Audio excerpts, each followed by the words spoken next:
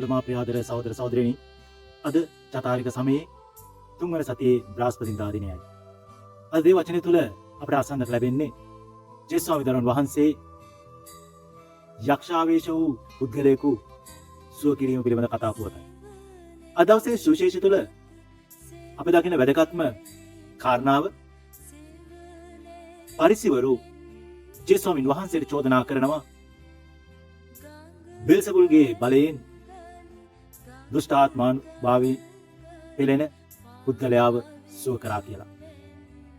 ප්‍රියතර සහෝදර සහෝදරියනි, මේ වචනේ අපට අනාවරණය කරන්නේ නැත්නම් පැහැදිලි කරන්නේ මේ බෙල්සෙබුල් කියලා කියන්නේ මේ දුෂ්ට ආත්මයන්ගේ ප්‍රධානියා හැටියටයි. ඒ කියන්නේ සරලව ගත්තොත් සාතන්.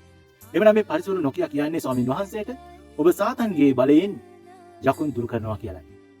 ප්‍රියතර සහෝදර සහෝදරියනි, ක්‍රිස්තුන් වහන්සේ මේ චෝදනාවට පිළිතුර දෙනවා ඔවුන්ගෙන් ප්‍රශ්නයක් අසමින්.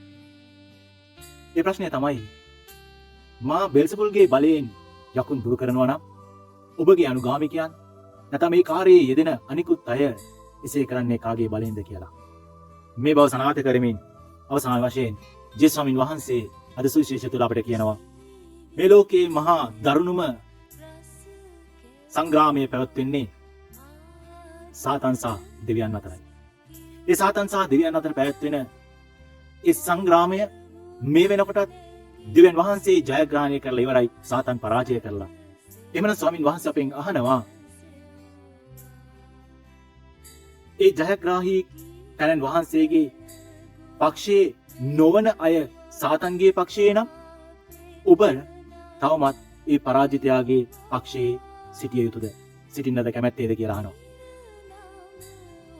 ස්වාමීන් වහන්සේට පක්ෂ නොවන කෙනා සාතන්ටයි පක්ෂ. එහෙමනම් ඔබ ඒ පරාජිතයාගේ පක්ෂයට අයිති වෙන්නට කැමැත්තේද කියලා ස්වාමීන් වහන්සේ අද දවසේ අපෙන් ප්‍රශ්නයක් අහනවා. එහෙනම් ප්‍රියාදර සහෝදර සහෝදරියනි, අද දවසේ අපි ස්වාමීන් වහන්සේට ආඥා කරමු. අපට අවශ්‍ය කරන්නේ පරාජිතයාගේ පක්ෂය නෙමෙයි, ඒ ජයග්‍රාහකයාගේ පක්ෂය. එහෙනම් ඒ ජයග්‍රහණය කරව ඒ ජේසුස් ස්වාමීන් දරුවන් වහන්සේ තුල ක්‍රියාකාරී කිතුණෙකු වෙමින් ඒ ජයග්‍රහණයේ අංගකාරයන් වනට වරම් මිලලා අපි ආඥා කරමු. ආමේන්.